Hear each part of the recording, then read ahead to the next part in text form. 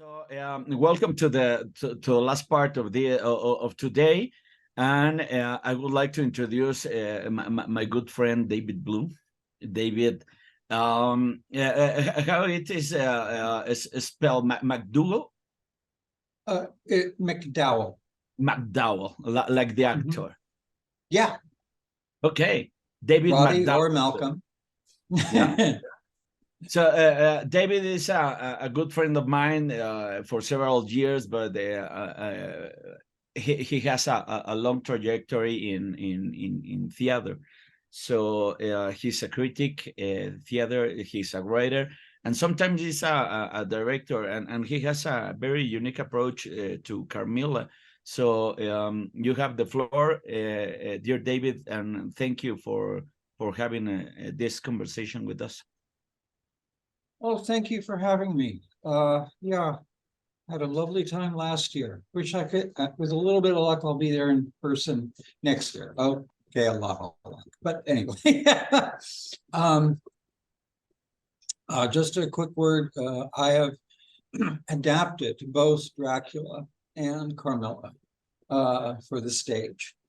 And, this is Carmilla through a modern lens. We'll rapidly explain what the hell I mean by that.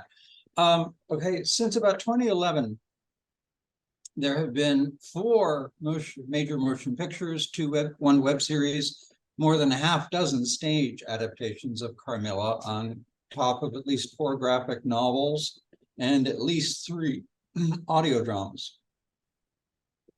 Now, with more adaptations of this classic emerges more fodder for the question, how do you adapt this story written in 1870 for the world of 2023, especially given the subject matter? Now, I really believe this comes down to context in some ways. Joseph Sheridan Le Fanu, after all, was a man of his time. And while he wasn't a man to write polemics or preach in his writing, he did live in a time we would call profoundly homophobic, a word, however, which did not even exist at the time. In fact, it was only within the last decade or so before he died that the word lesbian even came to begin to mean what we think of it as. Amusingly, up till then, it was a reference to a type of wine, and get some very amusing comments and letters that said, well, we had a pair of lesbians after dinner last night. It was surprisingly soft on the palate, things like that. It just sounds ridiculous, doesn't it? Anyway, but the prejudices, conscious and unconscious, of his time, of course, permeates his own work on some level, just as the prejudices of our own cannot but color how we see his writings. Hence, there's a certain amount of distortion in both directions. For one very concrete example, the story of Laura in Carmilla takes place during the Austrian Empire of the 1800s. I would argue that there's internal evidence to indicate it takes place in the 1840s. Now, when Carmilla was first published, the English-speaking world thought of Austria accurately as a police state, one lacking any of the civil liberties of which England and her colonies felt so very proud, which introduces a shade of ambiguity that's not immediately obvious to modern readers. The fact the vampire hunters are overt servants of tyranny is an interesting little twist. That very point was addressed in the film Curse of Styria, shifted the time frame into the late 1980s and the location into the other side of the Iron Curtain. Likewise, my own first play version of Carmilla placed it smack dab in the middle of the Third Reich, just to try to recreate that nuance. But right now I want to address another set of issues. There is particularly in our last century or so, the appalling notion and image of lesbians as predators. Now, I would argue too much of this too much can be made of this notion in terms of the original context of the novella, because readers in the 1870s did not yet carry with them those specific tropes that had became common by about 1910 or so. More, they simply did not have the same concept of sexual orientation as we do. Today in 2023, now we cannot escape our own context. Regardless of what Le Fanu may or may not have intended, his story is one being read and interpreted by a modern audience. That's just very unavoidable. More specifically, and herein lies the rub, part of that audience feel this story on a very personal level after a century and a half of tropes wherein women who love women routinely come across as either diabolical or tragically broken and doomed, sometimes both. And it is ridiculously easy to see Carmilla in these terms. Now one can see that this is problematical, right? That the homosexual lover proves inhuman, a living dead thing, overpowering the will of an almost child to slake their personal lust on someone who neither wants nor understands what this monster intends. I might well argue this is a simplistic way to read the text, but even if I'm right, this is also an obvious and clear-cut way to do so. That is not a good thing.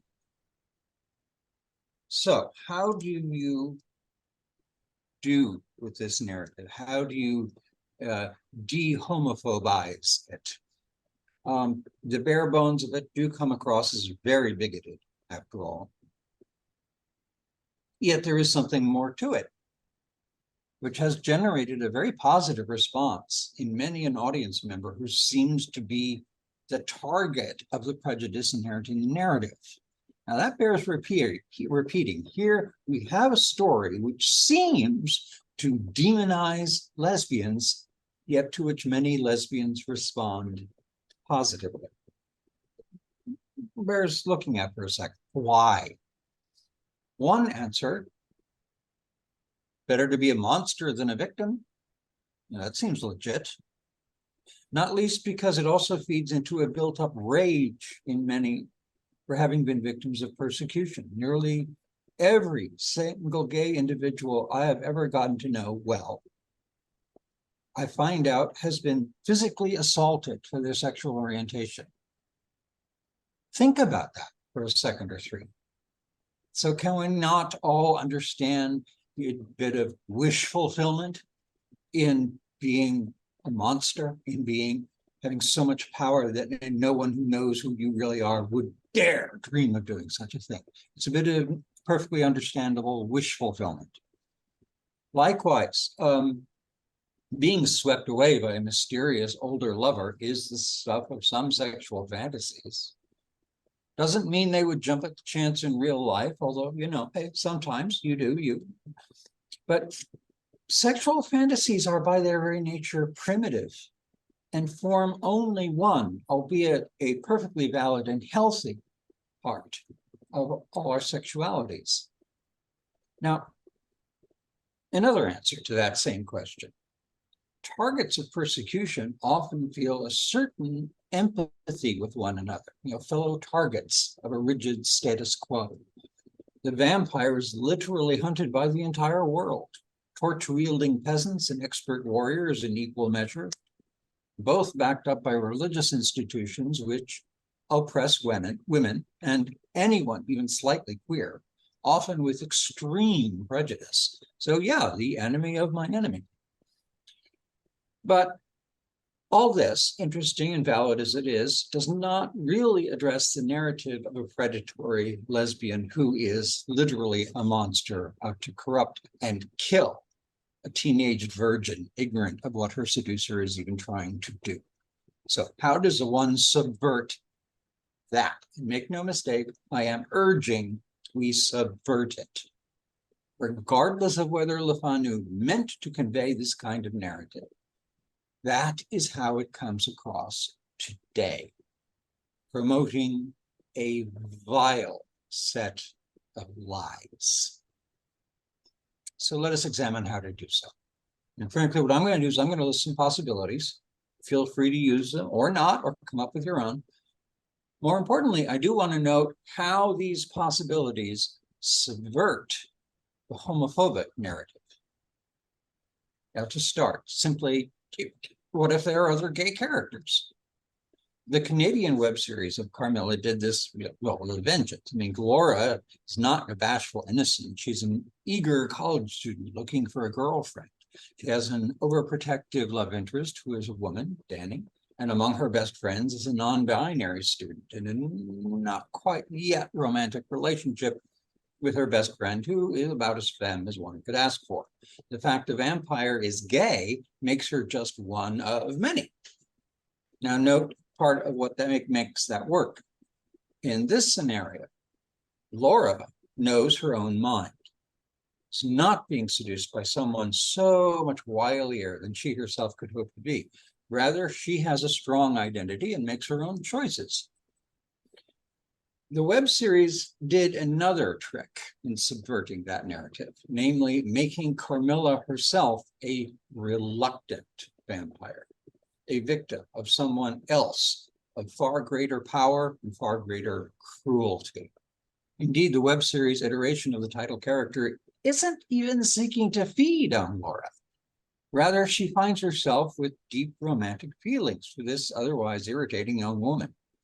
And as a result, and who is very naive, and as a result, full of what Carmilla herself wishes she still felt. Hope. Given how much time the web series was able to devote to this whole story, small wonder they managed to entwine it all with so much nuance. Now, Hammer Studios, The Vampire Lovers, a guilty pleasure, at least for, I think, a bunch of us, in 1970 did something similar, portraying Ingrid Pitt's version of the character as reluctantly under the sway of a mysterious man in black. Of course, this didn't mitigate the homophobia very much, and did so by removing agency from the title character. So yeah, still quite problematical. Now, the aforementioned Curse of Styria took another path. In that film, we are treated to the image and the idea of the vampire as suppressed female power emerging into twisted vengeance. The Spielsdorf character, for example, comes across as an unalloyed villain, with Carmilla an avatar of rage in reaction to his crimes and those of his kind. Yeah, this was just about the time of the fall of the Iron Curtain and the collapse of the Soviet Union. Also, The Unwanted, which is a 2014 film written and directed by Brett Wood, and the 2019 film Carmilla by Emily Harris. Both did something similar, with the interesting added twist that in neither vision is it at all clear that Carmilla is even a vampire. In which case, well, the vampire hunters are the unmitigated villains of the piece. Frankly, in one of my own versions, went something like this, although Camilla's clearly a vampire in mine, because it's highlighting, for example, that a vampire must drink blood to survive. Humans, on the other hand, do not have to wage war. We do not have to persecute minorities, murder dissidents, commit genocide, other atrocities. Vampires have no choice, but humans do. And between the two, which ones do more harm?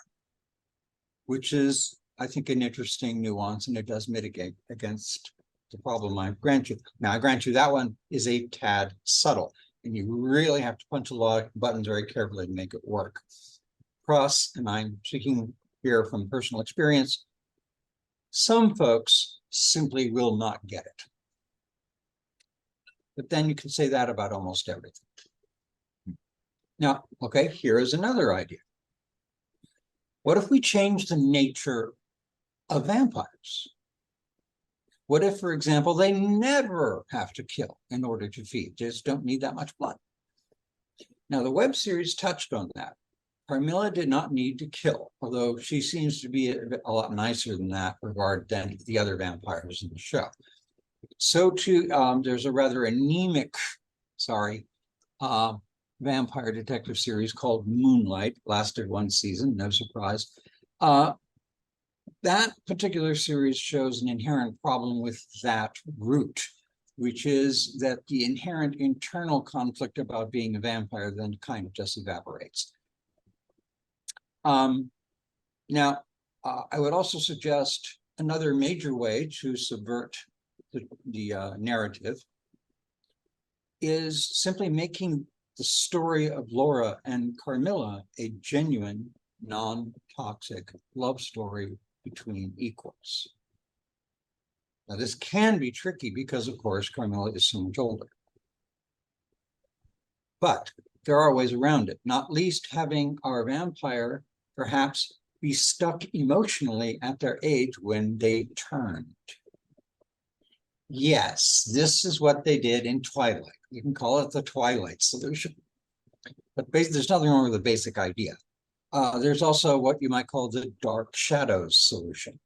Carmilla has been asleep for a really long time. So in terms of actually experiencing time, she's much closer to Laura's age. There's also the True Blood solution. Switching in Carmilla with Bill. Carmilla has grown weary, longs to change, to become someone else, someone new. Okay, so now they're in effect younger, newer, less predatory because they're changing. Now, this also pretty much requires a very high degree of strength and maturity from Laura, which is a good thing because most virgins often treat her as little more than an ingenue-shaped prop. You can also, if you like, take the traditional shortcut of having Carmilla or Laura be the reincarnation of Carmilla's long-lost true love. We can call that the Bram Stoker's Dracula solution. It's a bit of a cliche, but it can work. Another possibility. You could play up the whole thing as the darkest of darker comedies, embracing all the problematical parts of the story with a great big bear hug. It's very tricky.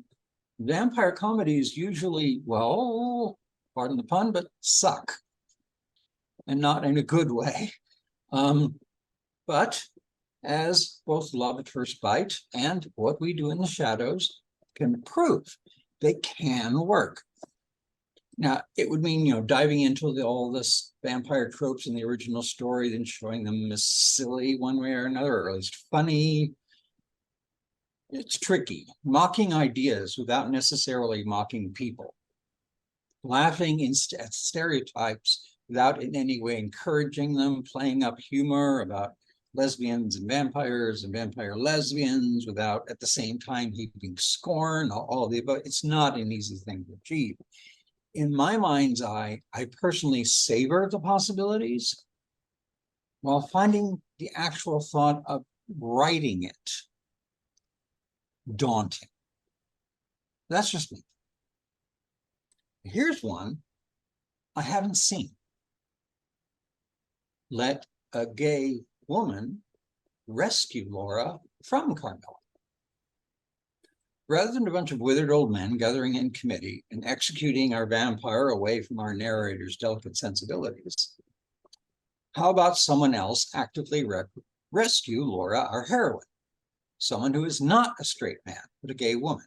Now, many versions introduce a suitably young male lead to do the rescuing of Laura. This includes the Vampire Lovers, Blood and Roses, kind of, sort of. They actually went really, really far in that direction. Crypt of the Vampire, etc.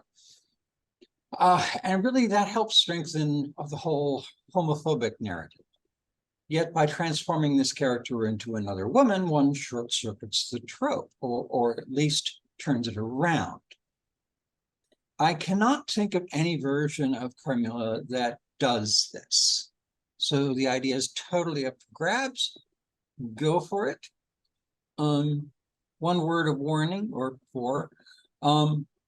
Many a version in wherein a love interest for Laura is introduced, Laura herself loses most, if not all, of her agency and usually her personality. If, as so often happens, a female character given a traditionally male role turns out to be nothing more than a male character with breasts, that is when it is most likely to happen. Word to the wise. Now, there is something similar, I suppose, in the motion picture The Moth Diaries, which was clearly and openly inspired by Carmilla. Now, it did a melancholy version of this. In it, our narrator pretty much is in love with her roommate at a boarding school, and this mysterious new student begins to woo her away. Said new student turns out to be a vampire, and the roommate eventually succumbs. Our narrator finally learns enough and gathers enough courage to put the vampire down with at least some sense of pity. She's actually putting the vampire out of her misery. But in terms of this discussion, to be lesbian was not to be powerless or corrupt, but simply to be human.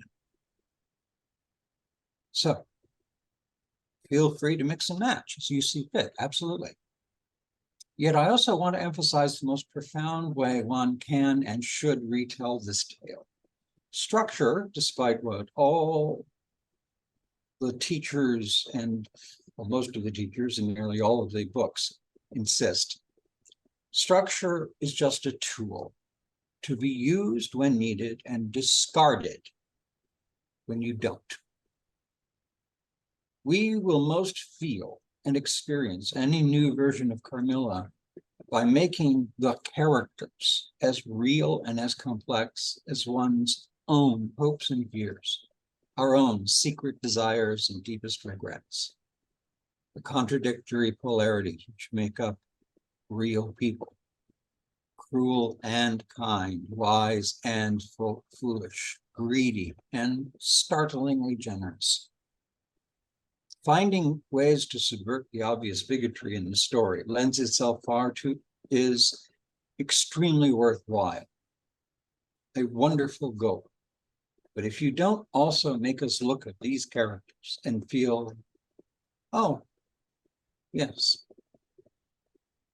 that is me in another time, in another situation, but still me, then I have my doubts you've succeeded in really showing us Carmilla through a modern lens. Thank you. Okay. Thank you very much. Thank you, David. Yeah, did someone have a question for David in his presentation? Jury. Yeah, so first of all, I would like to congratulate you for your terrific presentation. David, you have a terrific voice and you speak very well, so your presentation is normally very good. And the theme was really interesting, and you put it in a very empathic and didactic way. So this was really nice. When you talk about this this homophobic aspect of Carmilla and how we need to try to reinvent through a modern lens without some problematic tropes that every piece will actually have nowadays. I think there's a very central element over there that's not only the homophobic element, but the intersectional element that you have when you put a specific type of homophobia that is of woman. And because in one side you have this the homophobia, and on the other side you have the objectification of patriarchal society. Yeah. Upon the lesbian love. So this is very interesting. The Hammer movies, I think they are very complicated in this aspect because they are part of a period when female revolution were talking about a sexual liberty, but at the same time they were made through the optic of men that wanted to use this to objectify it more. So I don't know. These are just things that I were thinking about during your presentation. I wonder if you wanted to talk about them a little more. Well, yeah, I mean, that's an excellent point. And what I was most addressing in my last paragraph is, if you're treating characters in any way as objects to be moved around on a plot-shaped chessboard, you don't have a very interesting. All you have is a plot. Yeah, that's all you've got. You don't have interesting characters, and I don't care. As an amusing anecdote about when I spoke last year, I'd recently finished, or I was in the process of doing an audio series of Carmilla. And a wonderful actor who was portraying Carmilla had never seen the vampire. They saw it in the next rehearsal. They showed up on Zoom and they said, "Oh, did you see it? Yeah." So, what did you think of it? She just nodded and went, one word: boobs. Okay. Makes sense. Yeah. Yeah. Coming from Hama. Yeah. Well. That's why it's a bit of a guilty. At the same time, it's also one of the more faithful adaptations, and but I put that down to the cast more than anything else. And in the same order, do you believe that the various representations of Carmilla across the different media can be interpreted as a symbol of exploitation of sexuality? It depends, to some extent, perhaps, and I don't think necessarily. Exploiting sexuality is a necessarily bad thing anymore, that it's bad to exploit a sense of mystery or horror. It's the objectification of people that is so problematical and harmful. But I am hard pressed to think of a single version of maybe The Unwanted that does not sort of really lean in on the sexual aspects in an almost voyeuristic way. Okay, thank you very much. Anyone has a question for David? Or tell me you think I'm wrong. I don't care. No, yeah, it was wonderful to have you here, David. Thank you again for enlightening us with Carmilla and your point of view. And you're very welcome always. Thank you. Thank you. Well, okay, so we are right on time with the schedule. So, and we have here our next speaker, and it's an honor for me to present Tom Marcoux. Yeah, I pronounce it correctly? Tom Marcoux. Marcoux. Thank you so much. Thank you, Tom. You're a communication coach, an award-winning film director, and you're an accomplished author and speaker. Yeah, and you have a very interesting career guiding creative minds over the world. So we are thrilling to have you here. You are related with the Academy of Arts University, with the Stanford University, with the Sofia University, and with California State University, Hacker Dojo in Silicon Valley, and California. Yes, exactly. Thank you. So it's it's an honor to have you here. So you're going to talk about the writing of Dracula from being intimidated to being inspired. Thank you very much. Yes. Thank you, Enrique. I definitely appreciate that. And I also appreciate David MacDowell Blue, because he brought to my attention this opportunity to address you folks. So just imagine that you are struck by lightning in terms of there's a tale worth telling, and you know that you must speak out and speak up about this, but at the same time, you are totally intimidated because of the devotion to a classic, iconic character, Dracula. That was the space I was in. In fact, when I started to write urban fantasy, my series of books started off as a trilogy, generally Storm, but now it is 4 books. But I thought I would not go anywhere near Dracula. So, of course, as urban fantasy, I have vampires and werewolves and other shapeshifters and things like that. But I really did not feel ready to take on the mantle, to take on the possibility of addressing and expressing something related to Dracula, such an iconic character, a character where all of us here are devoted to, so we appreciate. But what was the process to help me move, and that has helped me teach graduate students and college students in various institutions, as you mentioned, Enrique. By the way, Enrique, is that Enrique, how Enrique. Enrique? Yes. Mhm. Okay. Yes. And so the way that I could address that is to move my focus, to change, you might say, what is my aim. And so when as an educator, I know that most of the time when you express yourself as an educator, people will just hold on to about 3 ideas. And so the 3 ideas, to make it easy to remember for all of us, it's aim. And the first major idea I have is align the specific to the universal.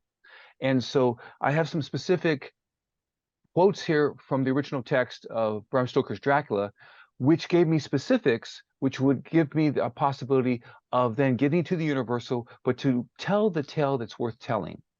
And I've been telling tales since I picked up a film camera at 9 years old. So the idea of being able to connect and go from the specific to the universal. So when I have taught portions of the Bram Stoker's Dracula novel to Academy of Art University graduate students and college students over the years, I was able to express this, that in chapter 24, there's a part where Dr. Van Helsing says, "Madam Mina, you are, as always, most wise. You shall come with us, and together we shall do that which we go forth to achieve." So that struck me, and also struck my students, that in the 1800s, an author, a male author, could actually have a scene where a male, Dr. Van Helsing, would acknowledge the wisdom, also the courage of a female character, and would also vocalize it. And so that was a specific. And in continuing that tradition, I'm a male author who continues to have wise and courageous women in my stories. And also in chapter 26, once again, Dr. Van Helsing says, "Our dear Madam Mina is once more our teacher. Her eyes have been where we were blinded." And so these are a couple of specifics, but another specific that had completely captured me is this. In chapter 27, at the end of the novel, in Mina Harker's journal, we have a moment where just after the sweep and flash of Jonathan's great knife and Mr. Morris's Bowie knife were plunged into Dracula's heart, what happens is that Mina, in her journal, she expresses what happens in that moment. And I'm talking about the specific to the universal. The moment, "I shall be glad as long as I live that even in that moment of final dissolution, there was in the face of Dracula a look of peace, such as I never could have imagined might have rested there," which gives me, as a storyteller, an incredible springboard to say that there are so many layers to the Dracula character, that if he had lived an existence of power and seduction, a creature of darkness, but there's some type of humanity in there, that on some level he was completely not at peace, but he could find peace.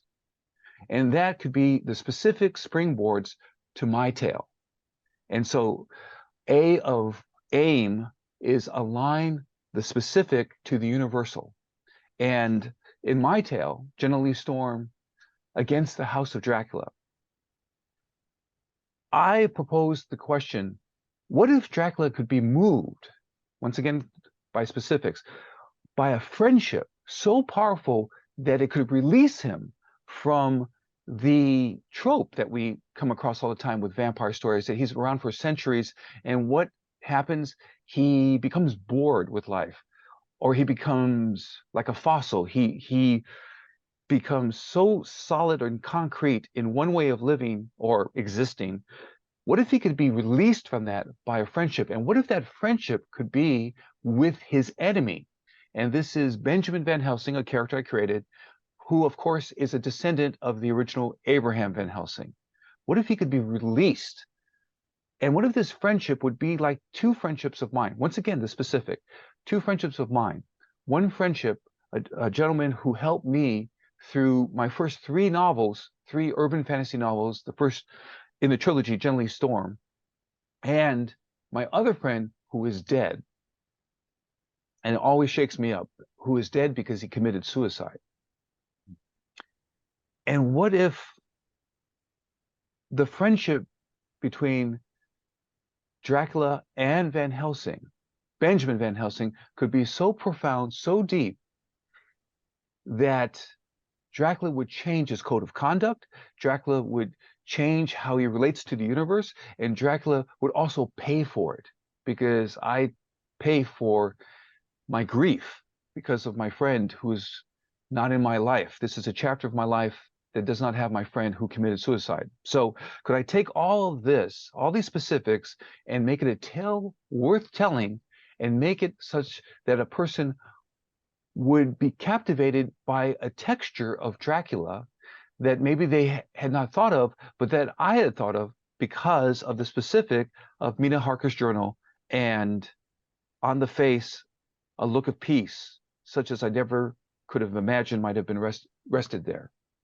So now the next thing that I would suggest for anyone who even attempts to work with like an iconic character like Dracula is that you have to, eye of aim is intensify feeling. And so what I did was do what I often do, or usually do, with all my writing over decades, which is I start with character and relationships. Characters and relationships, and I can intensify feeling. And so for me, as I write, especially when I begin, let's say I write 2,000 words a day, and I do that by dictating. But in the beginning, can I find those moments? So they come to me like watching a feature film out of sequence. And so I find those moments, and then the connections happen, and plot can happen. Now, a number of authors will start with plot, but I start with characters, specifics, and relationships. And that's how I can get the feeling, so I can intensify feeling, and that's the eye of aim. And then finally, what I also want to emphasize is you move the author, move the audience. So if the author can feel it deeply, that can be transferred to the audience so they have an experience that's beyond only the intellectual, but it's to the soul, it's to the heart, it's to the very breath of being a human being. If you are able to move the author and move the audience. And so this is the essence of what I'm sharing right now, is I'm talking about that we need to align the specific to the universal, we need to intensify feeling, and we also need to move the author, move the audience. And that's aim, and that's how we can hold on to that. And so this is the essence of what I would like to talk about, but also dialogue is what I find wonderful in the classroom, and also would find wonderful right now. So we could open up our conversation right now, and I'd be very happy to hear how people respond and what other details we could explore together. So, Enrique, do you have a question for me or a detail? Yes, I was thinking about the question because your work is very related with being empathic with the characters. So you need to be like in tone with it. So how do you approach the new narratives, no, that are not very aligned with the time the novel was written? Yes. So my approach to that is first informed by character.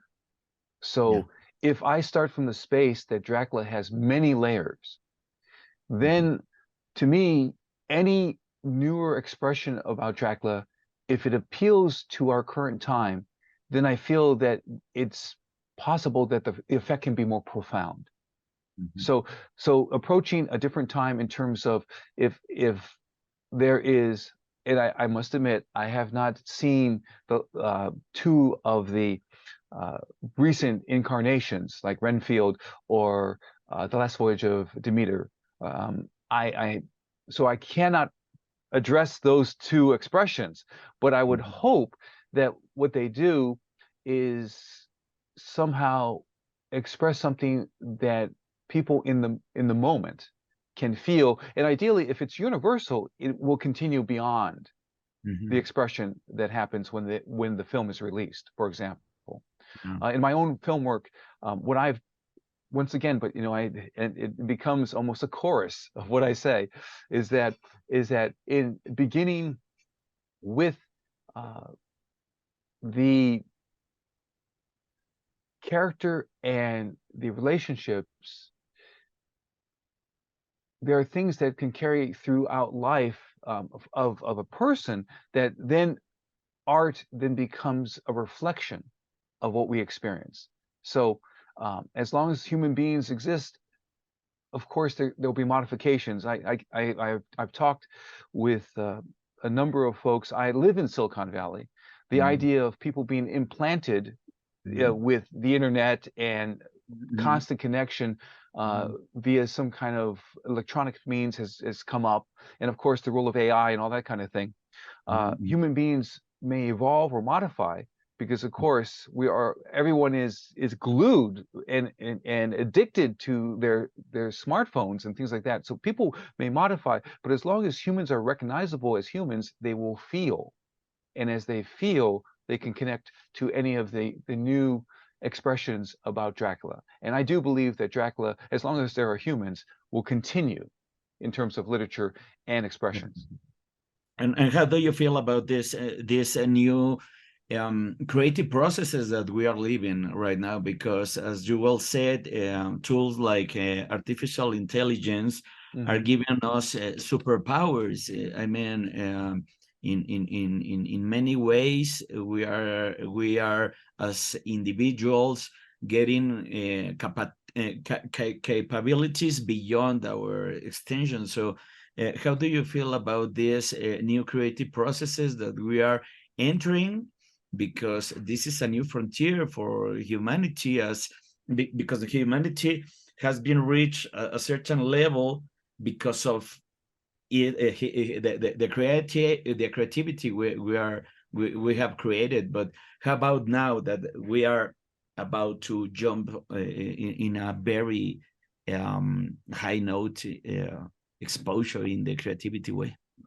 Gotcha. Well, a couple of ideas come to me right away. One of the things is, as the faster we go, the more there will probably be a part of the human spirit that wants to connect with fantasy and story and heart. And so the need for stories to express Dracula again and again will be there. It won't go away, because what I've noticed as in my own life and in the lives of friends is, as life becomes more and more intense and fast moving, the spirit calls for release and respite, in terms of, give me a break from all of that and let me disappear into a world of heightened feeling. And in fact, that's what the original readers of Bram Stoker's Dracula experienced. They experienced a world of heightened feeling. And what struck me in conversation with students at graduate students and college students at Academy of Art University, what struck me is this: the idea that you could experience all this heightened feeling, but because Dracula is vanquished at the end of the story, it kind of made the whole story okay, because he was ended. So Yeah. we could sometimes the phrase is take a walk on the wild side. We Yeah. could take a walk on the wild side, indulge in passions and Mhm. forbidden details and that kind of stuff. And as I get older, I notice that there are certain shows that I enjoy watching that take me away from the cares of the day. And so Mhm. as everything speeds up and goes faster, there'll still be a greater longing for going to a place of heightened feeling Mhm. because of being squeezed by modern life. Yeah, well, as you already said, we are entering in a very interesting stage in the human creation. Yes, Very, I'm with you very on that. okay. Does anyone has a question for Tom? Okay, while we're waiting for that, I'll throw in a question. What I've noticed Yeah. often, whether I'm addressing 700 people from the stage or Yeah. 25 in a classroom, is if I ask a question, by the time I finish answering a question that I pose, someone will have a question. And so the question is, how can the artist take care of the artist? Mhm. And this is something that really, I wrote a whole book on this, how to believe in yourself, write and complete your novel. Mhm. How to believe in yourself, write and complete your novel. And one idea in there, and something I've expanded on in different expressions, workshops, speeches, things like that. The writer must write. In fact, Mhm. at one point, I was so busy, I was directing a feature film and things like that. Mhm. I came up with this phrase: writers write, or they're not writers, right? Meaning, Yeah, yeah. and so the idea is one needs to protect the artist by saying, just write the first draft, just Mhm. express yourself. No one will see this. You could actually tell loved ones, destroy my rough draft papers, okay?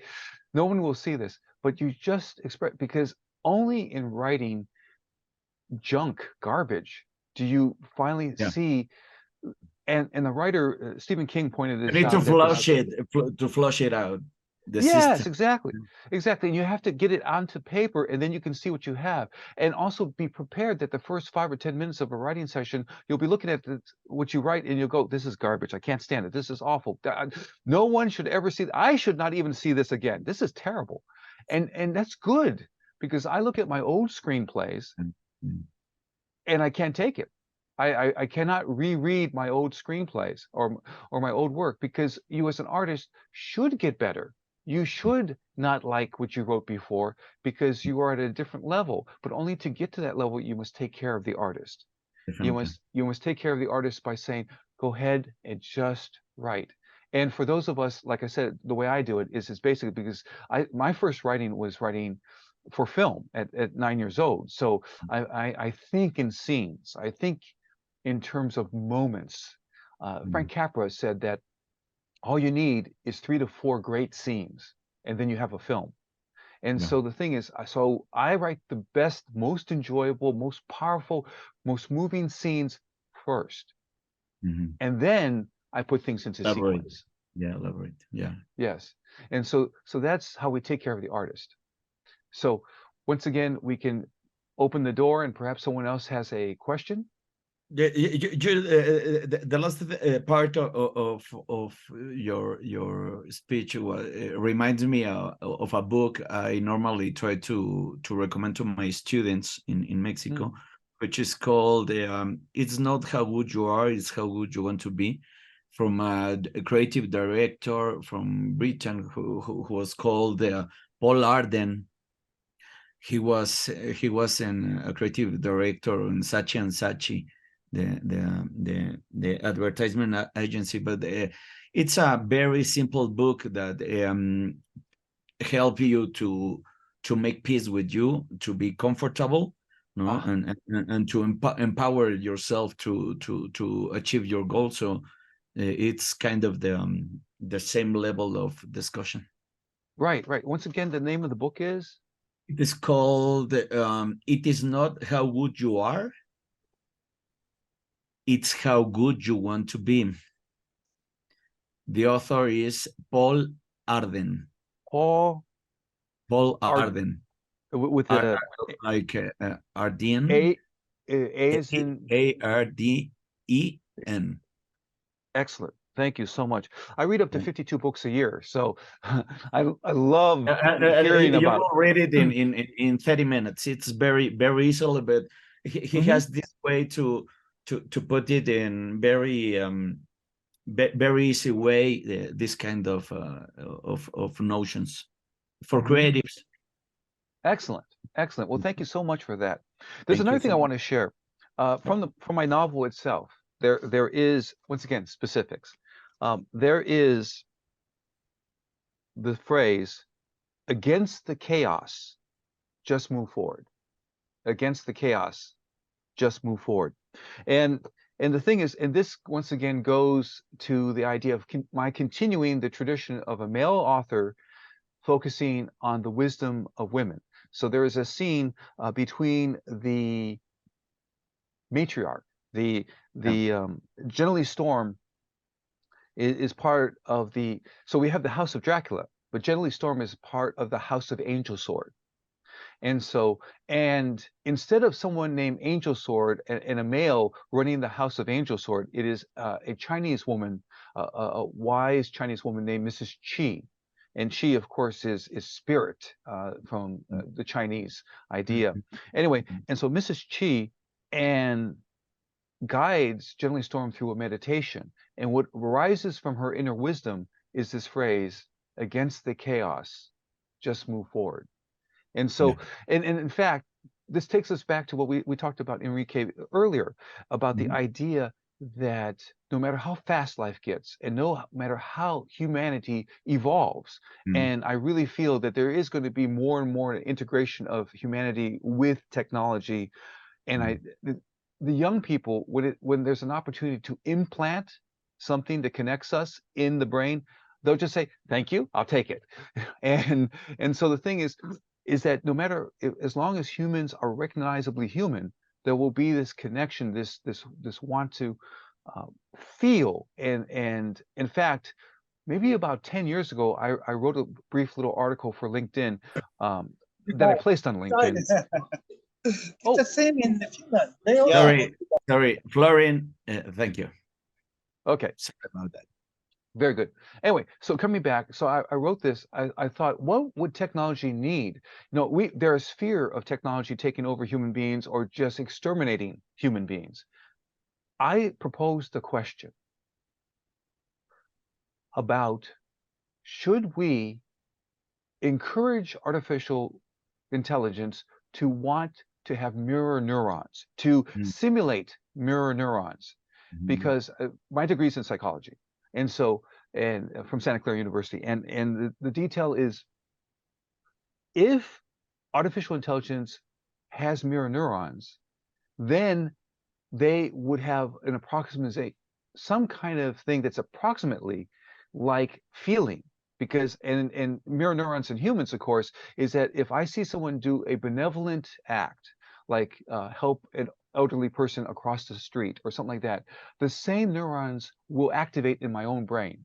Now, and the way we can make this attractive, I propose in this article that brings up the question, is artificial intelligence may want to have all kinds of experiences.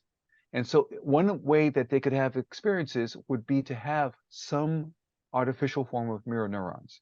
And if they did, that might be the beginning of the possibility for compassion or empathy, because they could somehow reach beyond just the intellect, and they could reach to see that something outside has a certain experience and something inside me is reflecting that. And that's what writers do. We reflect the outside, we take it in, we synthesize, and then we put it back out into the world for others to have that experience. So now I'm wondering if someone in our circle here has a question of some sort. Okay. Well, then what we can do, I see that we're coming upon time pretty soon here. Enrique, do you think this is a good time for me to summarize, or should we take it just a little long? No, we're almost in time, so please. Okay, so I'll summarize. Okay, so the idea of writing Dracula and being intimidated is really the universal experience of the artist or the writer, being intimidated by whatever it is. They could be intimidated by what's inside. I can't handle these feelings. I can't vocalize them well enough. I have 4 pages of ideas, but all I managed to do is get 5 sentences on paper. So will anybody understand the context of this? Will they feel it? Will it work? Will the work be any good? What we need to do to move away from intimidated is to change our aim. Not aim to be good or bestseller, but to be authentic. Aim to express the heart, the soul, express what we feel. They say, write what you know. Well, we as writers, we also imagine. And I didn't know if my imagination was ready to take on Dracula. In fact, I got ready by writing 3 novels before. Gently Storm, 3 novels, a trilogy. But when the tale worth telling struck me like lightning, it struck me. Well, the thing I thought about lightning is if you get struck by a tale worth telling like lightning, it's going to leave a mark. But I wanted that mark. I welcome the mark. I welcome the adventure, the experience of turning away from intimidated to inspired. And the inspiration came from the specific to the universal. It also came from intensifying the feeling in me as I wrote and as I expressed. There are passages of my book, Gently Storm, Against the House of Dracula, where I tear up still. I've teared up a number of times just reading the passage. The passage where Dracula and Van Helsing looks like this is the final goodbye of these deep, close friends. It gets me. And once again, and that leads me all the way down to M of AIM, which is move the author, move the audience. And that is where we're basically on the threshold of all that is possible, all that can be enjoyed by the readers and by subsequently the people who see it in filmed entertainment, which I love and which I'm involved in. And the idea is that move the author, move the audience, and you have something, you have the tale worth telling.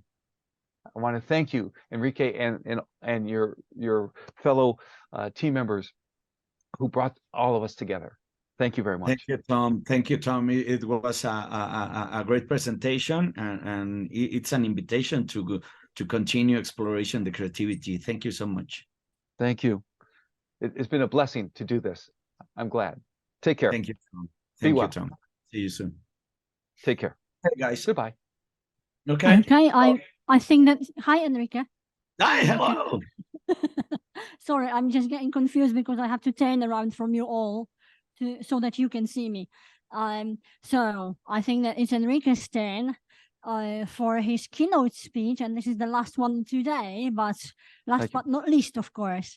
So let me just introduce the speaker, although I'm pretty sure that you all know him very well, because he's part of our organizational team and the one we couldn't go without as well. As indeed without any of us. So Enrique Palafox from Mexico. I've already was introducing you several times during the day, Enrique, when you're asleep in the morning. But let me repeat that at the moment, Enrique is an independent researcher and also the person responsible for the very well thriving Dracula fan club in Mexico. And indeed, it's an international organization. So a creative professional with a diverse journey spanning over 2 decades in design, media, and content creation. His path encompasses various areas from graphic design to transmedia. transmedia storytelling, along with academic achievements, including a PhD in modern literature and a master's degree in communications. Palafox seamlessly blends his academic backgrounds with a deep passion for pop culture, especially in the realm of Dracula and its transmedia adaptation. We've seen several excellent presentations over the years already, so everyone believes that today. Recognized as a speaker and consultant both nationally and internationally, Palafox's expertise extends across domains such as visual communication, transmedia storytelling, and the global influence of art and design. Throughout his journey, Enrique's unique combination of knowledge and creative enthusiasm has contributed to dynamic creative landscape and academia. In addition to his academic pursuits, Dr. Palafox recently achieved a scientific milestone in the world of Dracula editions with the publication of the book of Dracula, the Mina Harker's transcription, just recently published, so it's of the press, very fresh. Get it when you can. This effort is the result of over 7 years of dedicated study of Bram Stoker and his work. Dr. Palafox aimed to preserve the essence and style of the original text while staying true to the author's vision. Through his deep knowledge of the work and experiences in transmedia storytelling, Dr. Palafox has offered readers an immersive way to experience his classic narrative by engaging them directly in the storytelling process. His academic background and passion for Bram Stoker's work have provided a unique perspective that benefits both the academic and creative communities. As a speaker and consultant, Enrique continues to make valuable contributions to visual communication, transmedia storytelling, and art and design on a global scale. And indeed, we are very happy to have him on our team. And the poster for this Congress and the previous one is made by Enrique as well. So over to you, Enrique, and the stage is yours. Thank you, Magda. Thank you. You're so kind. I'm so happy to be here. Thank you for having me here, and thank you for this awesome party that we have each year talking about our passion, Dracula. So I want to start my presentation with this statement, because visual representation matters in our culture. It's very important, the visual representation. So one of the main focus of this edition and this presentation relies on this in this sentence. So I want to be very clear that one of the goals of the visual arts is to achieve representation, visual representation, because the stories of our culture matters to us all. So one of the stories that keeps motivated humanity is Dracula. Dracula, as we all know, is this fantastic tale that was conceived by Bram Stoker and was first published in 1897 in the UK. But it is important to establish that it is a story that it doesn't held on a book. It tends to jump to other media, and it's important because the first media that Dracula vanquished was the literary one. So since the first publication, it has remained in continuous print since then, and as we can see in this Congress, in different languages and in different mediums. So it is very important to establish that Stoker not only was the writer of Dracula, but he also pushed the transmedia jump of his story. Let's remind that he was very keen on technology on the time, and he was willing to take his story into other media. As Hans presented today, One of these mediatic jumps in the novel was the serialization in some newspapers around the world. And as Hans presented, it is not only important the story, but the visual representation. That is very important, no? To start establishing that Dracula has a huge visual representation that has been accompanied the character since the beginning. So if we look into the different covers that has been released over the time, we can start finding these clues, like the first representation of the castle, like the first representation of one of the characters, in this case the coachman, no, is Dracula dressed as the coachman. But we can have also the first illustrations of Count Dracula on a cover. It was in 1901. So if we look inside the different editions and the different covers, there's a visual narrative that accompanied the text of Bram Stoker.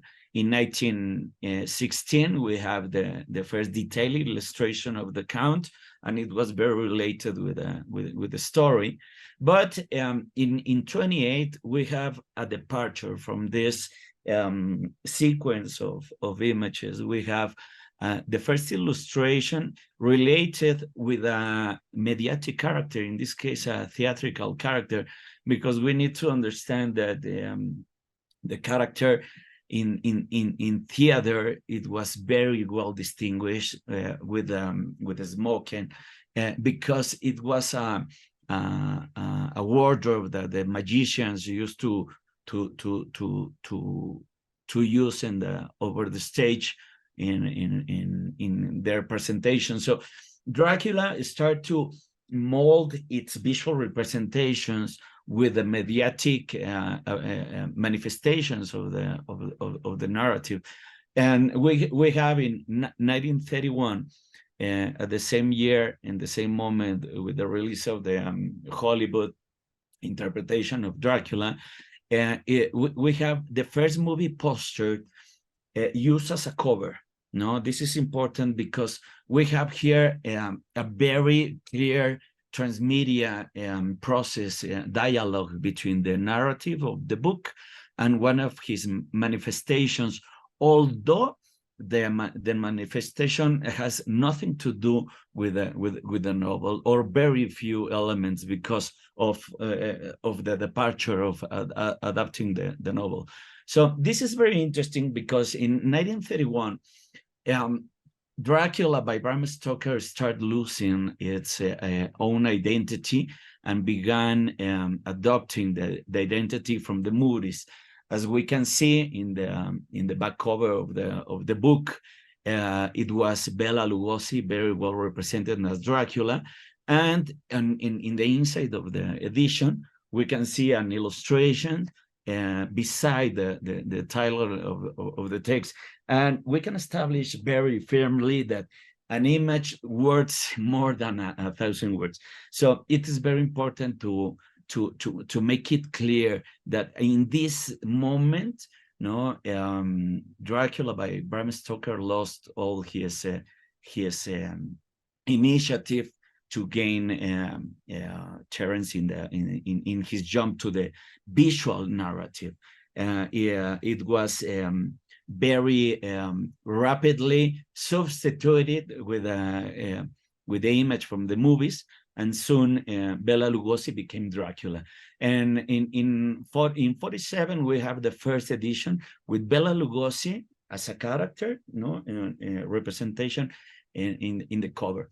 So at this moment, a lot of manifestations in the same media, in the same cover, began to merge both the narratives, from the visual narrative from the movies and the one from the novel. But definitely the Draculas that were before the movies were suddenly fading, leaving us with only one Dracula in the popular image of the character.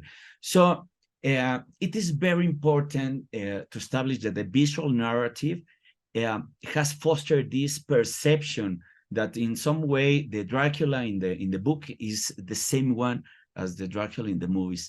And with a new edition that comes with along the book, normally this phenomenon repeats itself because of marketing, of course. If you have a movie about Dracula, normally it will be merged with the book in order to sell more books. And we can see these examples in several different mediatic exposures of the character, no, and each and every one of the times repeats the same phenomenon. Even the greatest scholars of Dracula tend to do this. No, we can see in this edition by John Browning and David Scull, they use a Nosferatu figure, no, in order to merge the visual narrative of the character. But not only them. Last year we have here as a keynote speaker Leslie Nielsen, Klinger. Leslie Nielsen. I was thinking about the Dracula short that were presented a couple of hours ago. So Leslie Klinger has one of the seminal edition of Dracula, and we can see the similarities of the logo between his edition and the logo of Dracula by Bram Stoker. So this narrative, visual narrative, tend to merge itself with the book. So at this point, we can establish that there are so many different editions of Dracula that I can almost say that everyone has their own version of it, no? And if you go to any bookstore right now, you will find 4 or 3 different editions, no? But they are very well designed, and they trying to differentiate one of each other without having special attention to the text, but they rely on the design, on the visuals. That is important. So these editions that we can find all over the stores, on the books, or Amazon, or whatever you buy books, they rely on gimmicks, normally on gimmicks for achieving originality, like this one. I really love this edition. It's a collector edition, and it is very clever because they use this gimmick of the lighting, no, this printing material that illuminates with in the night, and it's a cool gimmick for an edition, you know. But then again, it's a gimmick. So what in my several years of studying, I came out with the idea that I have to create my own edition. If anyone has been able to create their edition, it was time for me to do mine. So because of my professional background and my academic background, I needed to root my edition in Dracula by Bram Stoker. I cannot went with the same road as the others did. So I had to establish my own path in order to have my own edition of Dracula. So this is the project background. As Magda told you about me, I'm a graphic designer, a conceptual strategist in Mexico, but I have a master's degree in communications regarding Dracula in the movies, and a PhD in modern literature about the transmedia and the expanding universe of Dracula and in these representations. So my expertise is in analyzing this jumps of the text, and trying to figure out how to do it the most faithfully, adaptations to several media platforms of the book. But I want to establish that in this research, it's a very complex research because it involves graphic design, it involves the notion of advertisement and communications, and it involves the notion of literature. So this is a work that I've been doing for several years, 7 years right now, and this is the result of those years. So the first thing that I start working with my creation about Dracula was to recreate the documents. As you are very well aware of my work, the first stage of it was to recreate each of the documents, by hand, trying to recreate the same processes of production of the materials, and I presented in the LA Art Show in 2018, and then the next stage was to digitalize all those documents and presented in a very realistic way, the most faithful way to represent and recreate each of the documents. So in a way, I was the first to adapt Dracula for a social media, because in my publication 7 years ago, I was editing and publishing Dracula in a serialized way in real time as the events unfolded. So this means that the events that happened in a very specific day, like this instance on September the 7th, it was published on September the 7th. So the people who follow my work has the sensation of being there in the precise moment of the occurrences happened. So I made all the as you are very well aware, I made all the representation, visual representation of the novel, and took photographs and do whatever I had to do to have create a visual identity for the novel. That was the first goal of it, to create a different identity from the movies and to create one by the novel itself. So I started working with several artists and by myself, creating this visual identity for the novel, very based in the descriptions of the character. And I'm continuing working with it and developing as tools get ready. I'm working right now in the descriptions with AI and creating these realistic characters of the novel. So it was very important for me to create a visual identity. Then to start adapting to popular products and consumer products, because that's the world we're living today. The cultural impact that any story has, it has to be reflected on cultural items, because normally in our culture we appreciate these subjects. So my work normally try to extend to other media, like toys, like stickers, or whatever media, like this a board game based on the novel.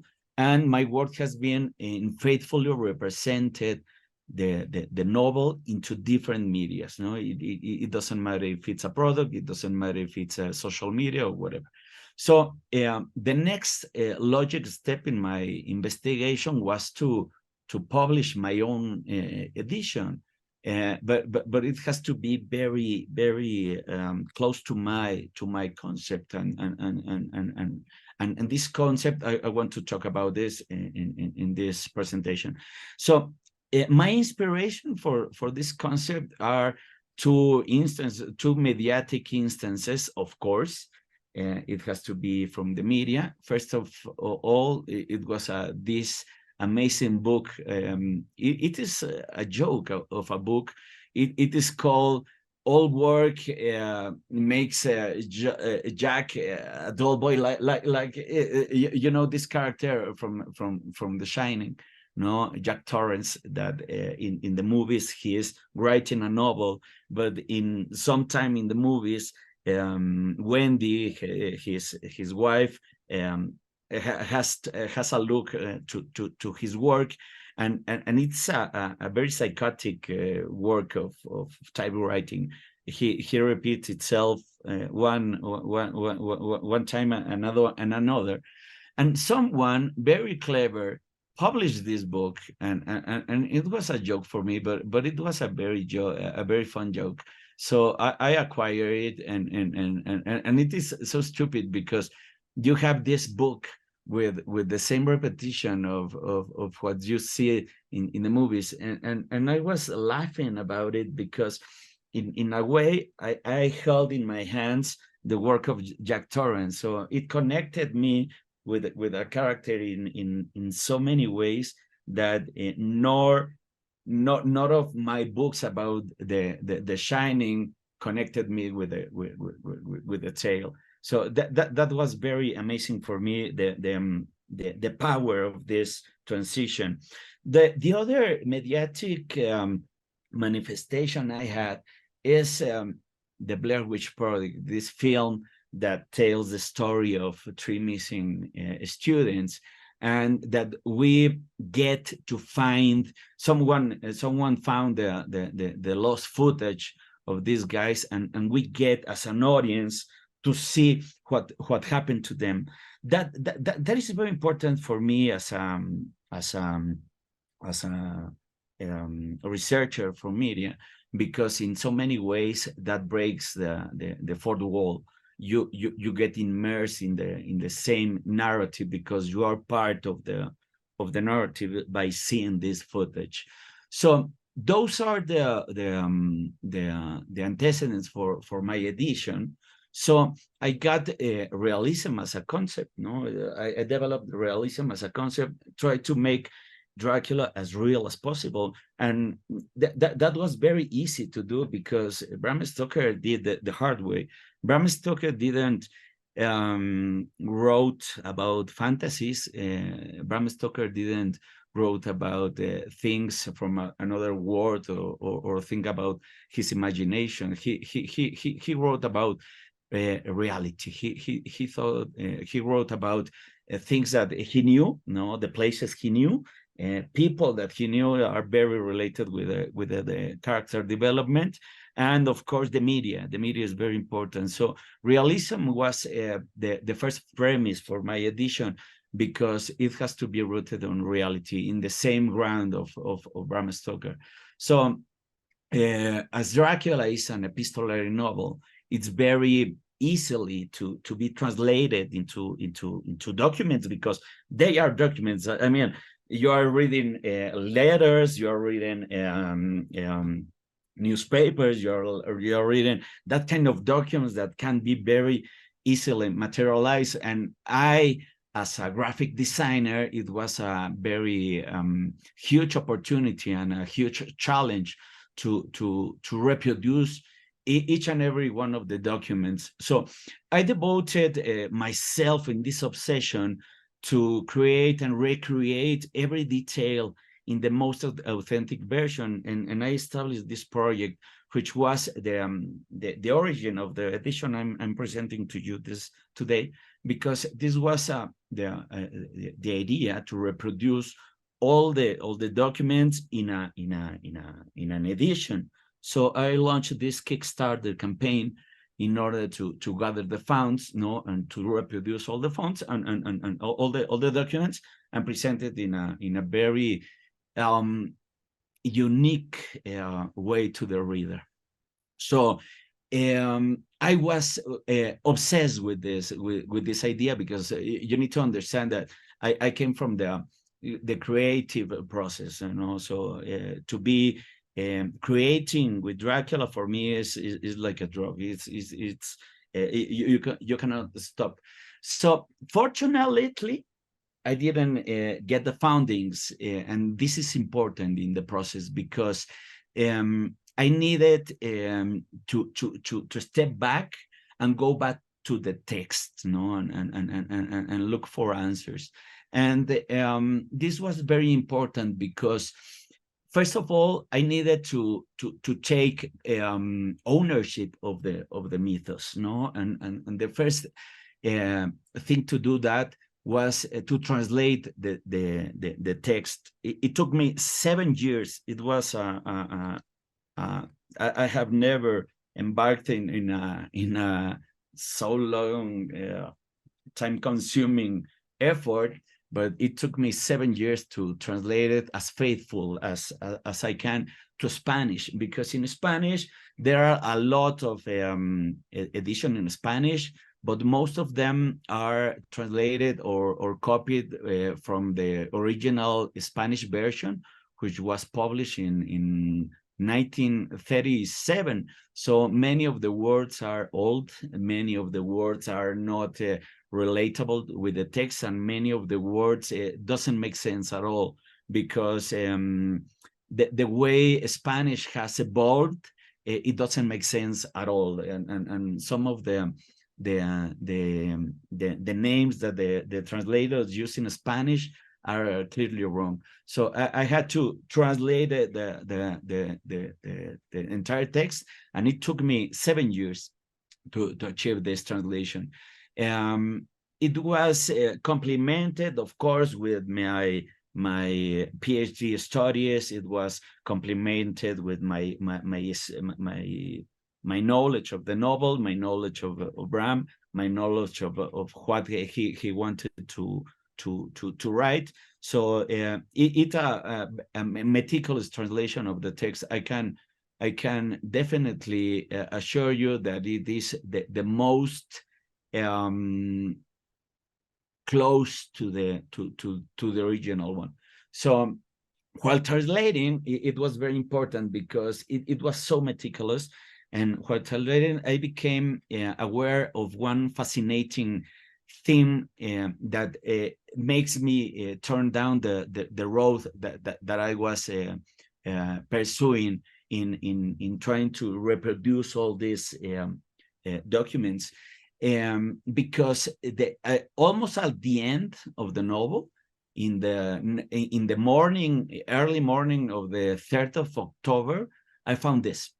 And this was very important for the project and in general, and for the edition I'm going to present it to you, because on the early morning of October the 3rd, we are telling by John Seward that Count Dracula attacked them.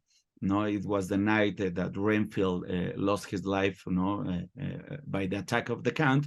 But then the Count jumps into the hospital and make a mess in there. So in making that mess and trying to make things happen, he burned all the documents. He burned all the documents. He burned all the wax cylinders of the John Seward diary. I mean, he burned it all. And this is important, as we can see here. This changed everything in my concept, because at this moment it was unnecessarily to recreate each of the documents, because it doesn't make sense right now. They are burned, but in the end, a copy survived, in the safe, and that is a moment of brilliance in this research, because that opens a new possibilities, because I don't really need it to recreate all the documents. What I only needed to recreate was the copies that was very safe in the safe. No, so I want to be very clear about this. It doesn't make sense to recreate all the documents because they were burned by the count on October the 3rd in the early morning. So, all right, at this conclusion, but with this sense of you have to really need to read the text in order to watch this element that I'm telling you, that it was the count that burned it all. No, because I have read Dracula so many times in all my life in English and Spanish, and it's a very subtle detail only mentioned in the night of the 3rd of October. So it's very briefly mentioned. Everything was burned. So it makes no sense. And trying to doing that only implies that a lack of understanding of the text. So in order to be very precise, I need to go back, no, and take care of this new concept, because my goal was not to recreate all the documents, but the copies of the typewriting transcriptions that Mina did. So I give you the edition that I published already. This is the cover of it. As you can see, is very well represented in the Dracula culture. No, it has a lot of elements who represents Dracula without saying Dracula. No, first of all, I focus on the I love the Dax Stokes presentation, because for me Dracula is a satanic figure, and the best way to represent it is with an inverted crucifix. So that for me it's important to tell the audience which kind of edition is going to read. This is not a romantic character. This is a very satanic character, and he is the evil incarnation. But the other thing that I wanted to mention was the possibilities of working in two idioms at the same time. No, this is important because this edition was simultaneously worked both in Spanish, both in English. So at this moment, it's the first edition that came out in both languages, no, simultaneously. And as you can see, if you pick one or pick other, the only difference is the language. But I was as a graphic designer, my job was to try to recreate as meticulously as possible, no, the techniques of reproduction, the typography used, even as the texture of the paper, as you said. Normally, when you read Dracula, they don't use any texture. They use the real paper for texturing. But for my edition, it has been important to have the texture of the paper. So people has this feeling of breaking the fourth wall. So it was very important for me to have the details very, very well established, so the reader can feel the notion that he's reading the right documents. And in this case, you can see most of the book is typewritten because it's the transcriptions of Mina Harker, but the details are important. You can see the textures of the paper are different, no, from the ones Mina used to work with, and the editor who put everything together are different. The textures, both the typography are distinct, and in this case we're talking about copies, and copies are not meant to be done with the regular ink, but duplicated ink. So I use those kind of details, trying to recreate as possible the notion of you're having the documents in your hands. So I had the privilege by count with Hans Cornel de Roos to write this introduction.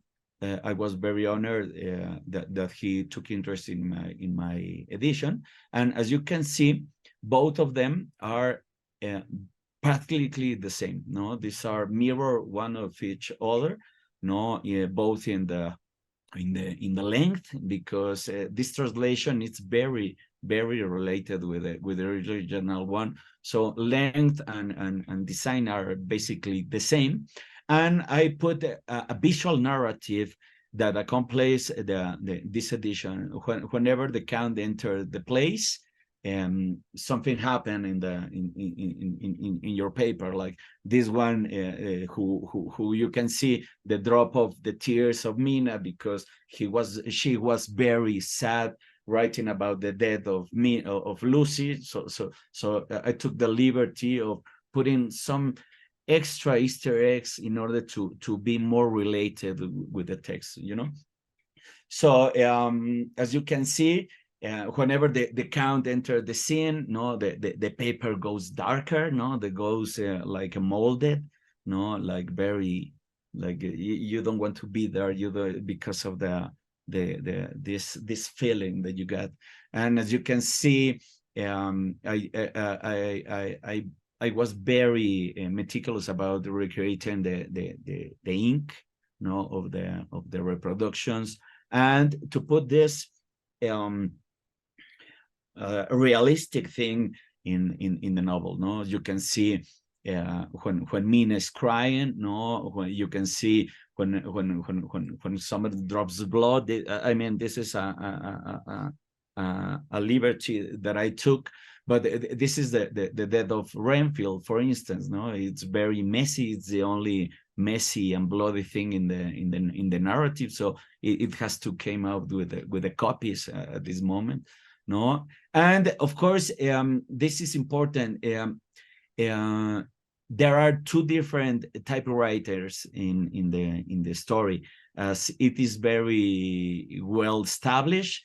In October the 30, you know, when Mina started the final journey into Transylvania, she was given a traveler's typewriting machine given by Quincy Morris, and I use a different typeface for that, so you can feel the difference between the one that was the original and this second using of the type machine. So as you can see, I was as faithful for the and as detailed for the representation as I could be.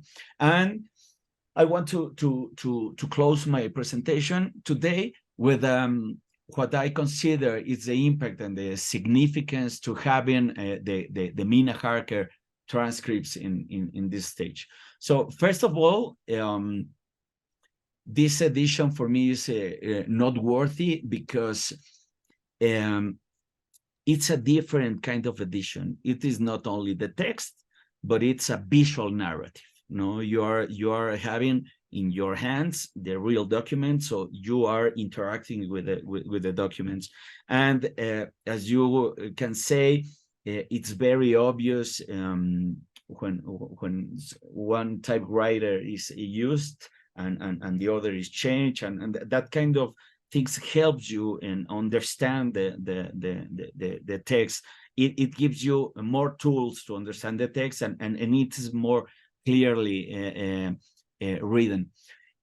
This is the first, I want to be very clear, this is the first visualization of the documents transcribed by Mina Harker. No one has done this before, and I'm very proud of it because it's the conclusion of 7 years of my visual investigation.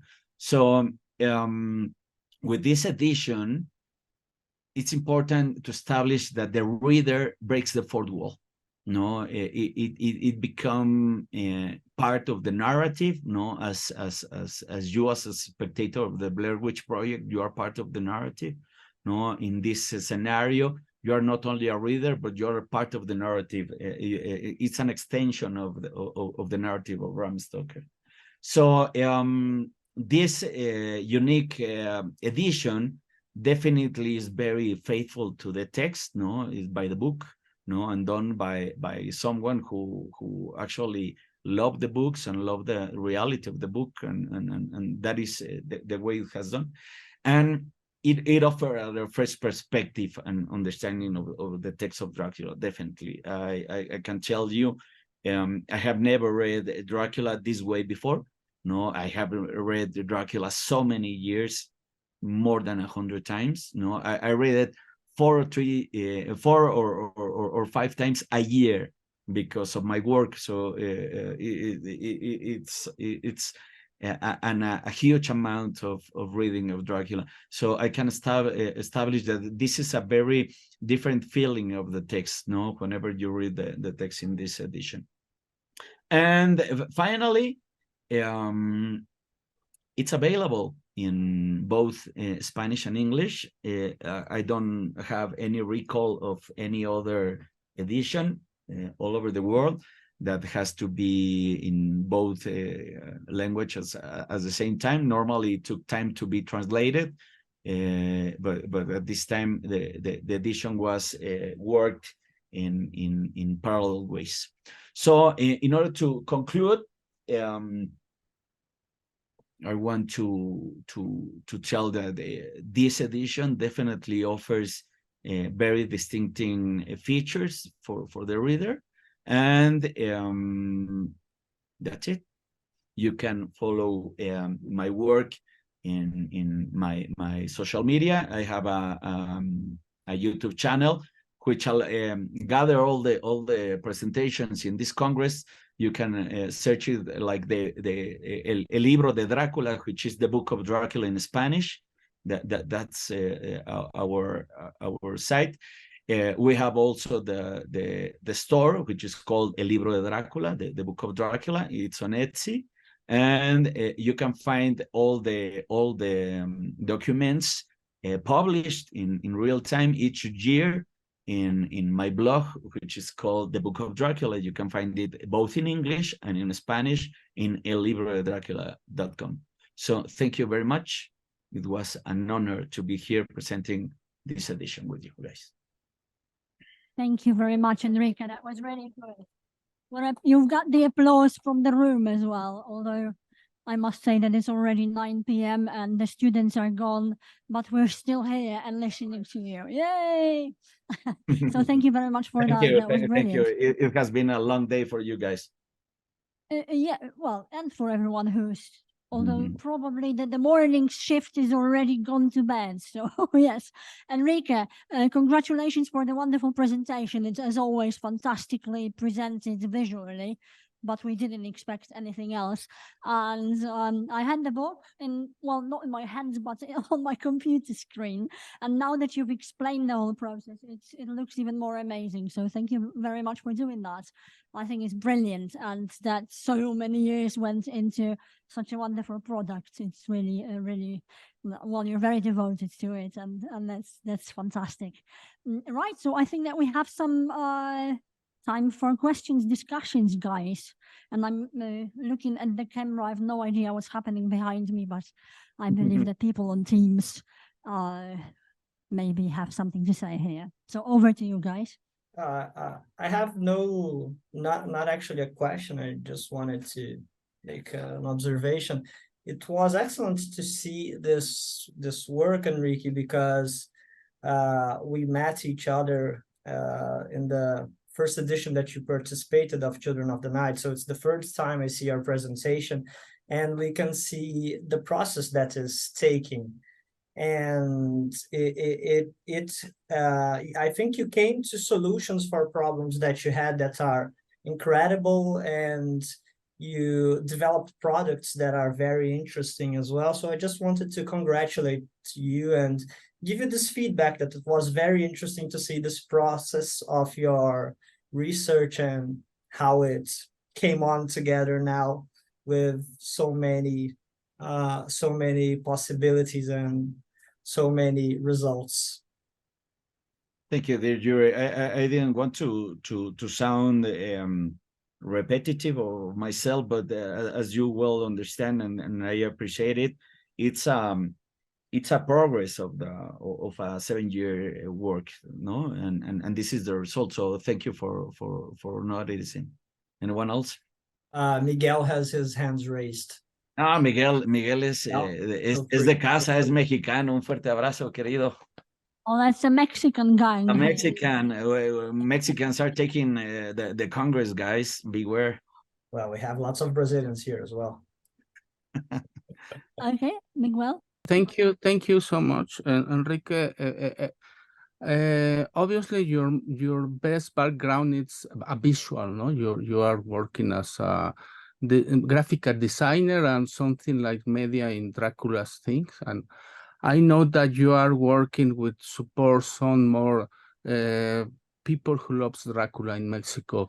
But my question is about the translation in Spanish, because we have at least I identify more than one very best translation in this case. Some of them it's from Spain, more or less, and one is from Mexico. Which one do you prefer of this, and which one do you use as a background to work in this? Because I know that you are not a professional translation, and my concern is how was this work? Because since my point of view, about visual, it's perfect, it's nice, it's a good idea to see the documents like Mina typewrite. My point of view, it's what's the basement for your work in about the translation? Who work with you to do it? Okay, that's a good question. Yes, and you are good to establish that there are so many different translations in Spanish. So why a new one? Why it was important to have a new one? There are definitely several good translations to Spanish. The first one I started working with 7 years ago. It was from Spain. I believe it's rewrite from the original one, which was used and published in 1937, if I don't recall it wrong.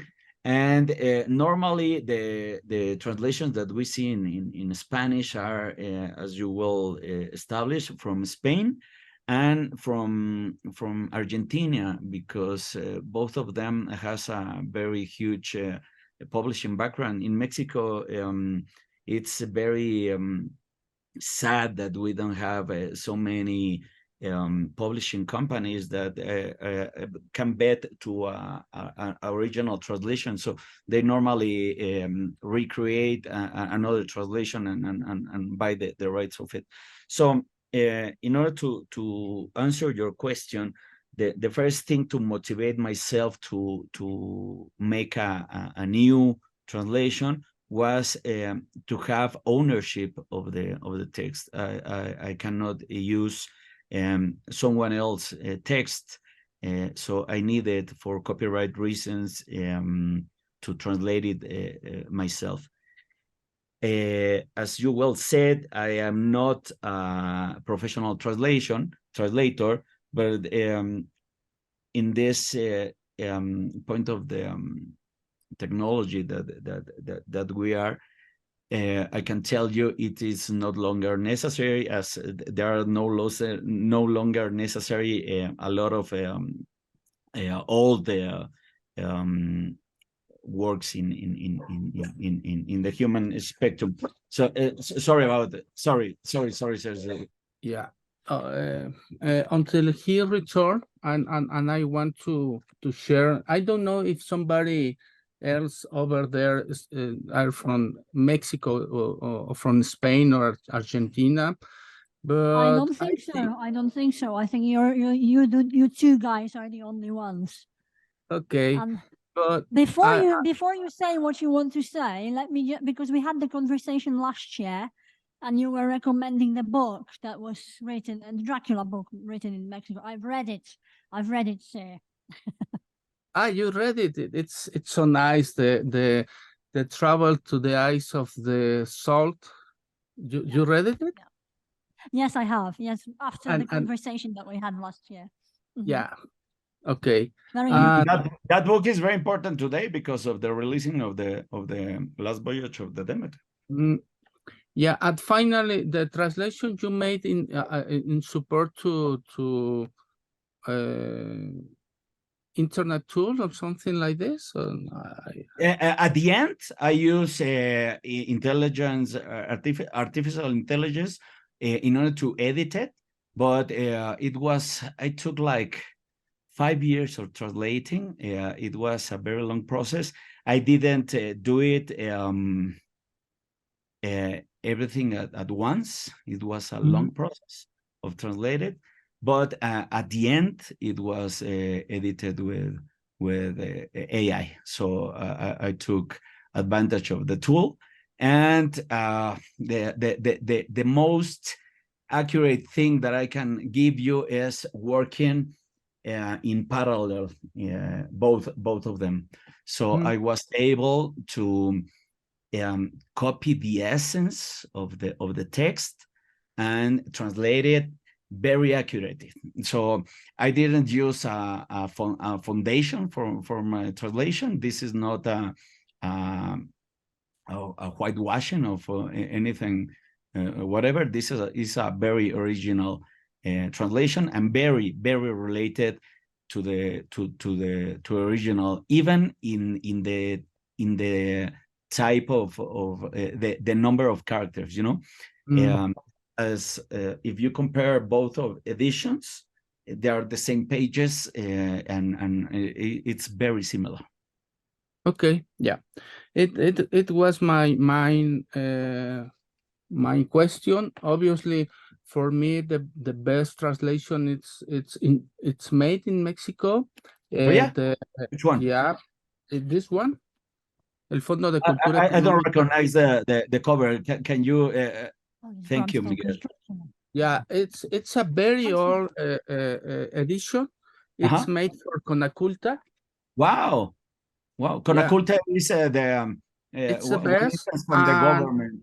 Obviously, Vicente Quirarte was involved in this document. Yeah, definitely. For that reason, I think that your document probably it's more to be more deeper, so more better if you take in contact with Vicente Quirarte or Manuel Núñez, who was the translator, to propose to make your work with that translation that was very close to the test. Probably it would increase the final result, no? Obviously, because the ID intelligence or something like that obviously is always lost. The good thing is that you love the Bram Stoker work, and you put a lot of lobbyist to try to do the best. No, it's yeah, I think so. But obviously, if are some good translation over there, it could be very interesting thing to propose some of them to use your idea in this project. No? Definitely. Thank you for noticing, and definitely there are a lot of excellent works out there, and mine is only one of them all. Okay. And my second one comment about the I think that's the very best for Spanish edition is this one. Okay. And it's because I when I saw your work, I remember something like this when Dracula it's appeared here. It's with a lot of graphical elements and and in red and something like that. And I think, oh, okay, it's we only loves the lovers of Dracula. It's gonna be very happy to the work that you made, no, because it's totally different. It's nothing something like this one. It's the very best goal that you made. Probably we forget the translation, or if it's the same of the same. No, it's different, obviously, because you are trying to reproduce the work that Mina made. I don't know if it's easy to read, because obviously it's not easy to read a letters, no, because you made it like a letters. It's probably difficult that some to make a book, but it's good to see. It's nice to see. I really like your point of view, Miguel, and definitely you're right. It's more complicated to read it in typewriting machine than in a Times New Roman typeface, definitely. So you're correct, but the sensation of reading the originals, that's the achievement of this edition. Yeah, but the nice thing is that it's a new toy for us. I hope so. You will make the possibility to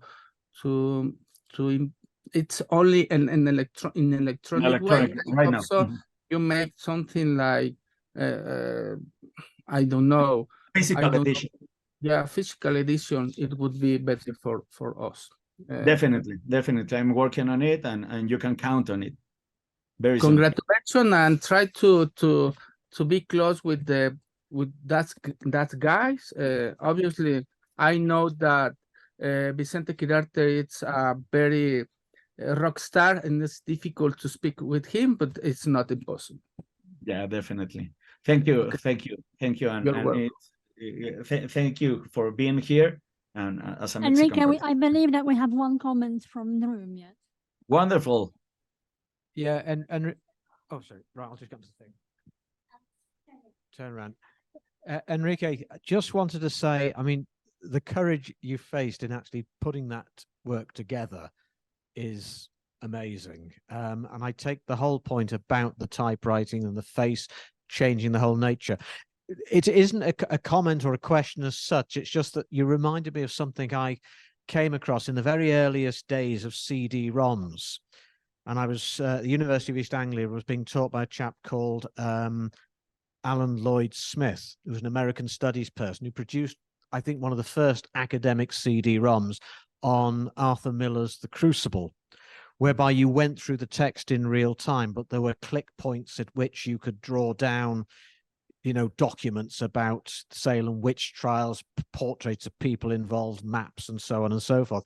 And what had occurred to me was, in a sort of virtual edition, such as you're proposing, the ideal alternative would be to have in the background on a clickable thing, the crackly sound of those original non-obtainable phonograph rolls, where, you know, the heart-rending sound of Seward's words are coming out, because they were the destroyed documents, they were the backgrounds. You're absolutely right to concentrate on the material you've concentrated on. It just leaves me thinking about the stuff that you've never had the time to do. But in total, it's a brilliant achievement, absolutely brilliant achievement, old friend. I think I needed to say that to you, as someone who's edited Dracula myself, not in translation. Thank you so much, and you're right. Definitely, this is a starting point, because in parallel, as a creative, normally I don't work in one direction. Normally, I work in parallel ways in different projects, and as you well said, this project has legs, and simultaneously, I'm trying to make this into audio, no, and have it in audio and in 3D form. No, and that will be amazing. So I'm working on it, and hopefully next year I can share with you guys the next stage of this investigation. Thank you very much, Enrique. That was brilliant. So a round of applause for you. Let me just add that this book is the first one first non-academic book that has been also published with the name Children of the Night in it. So I hope that this is just the beginning of what's going to be happening in the future. And, thank you very and an much for that. invitation for all of the authors, no, to take in consideration the Children of the Night to start publishing with us. Yes, well, that's the long time hope and dream, and we'll be thinking about it, of course. Right, if there are no more questions, or guys, thank you so much, everyone, for a brilliant first day. We have two more to come. It was a very, very long day today, and it's going to be still several. But we had, you couldn't see it, but over the whole day we had, I think that we had about 100 students here coming and going for different sessions, but it was crowded, and I think that was worth to make this hybrid edition, even if I am so jealous about being there. Please enjoy. Well, next year. Next year. We have a lot of plans, but for the time being, I think that we need to shut down and go away before they close us up here. Wonderful. And get some Dracula beer in town. So it's time. Thank you so much. Have a nice one, and see you tomorrow, guys. Bye bye, guys. See you tomorrow. Tomorrow. Thank you. Bye-bye. Bye.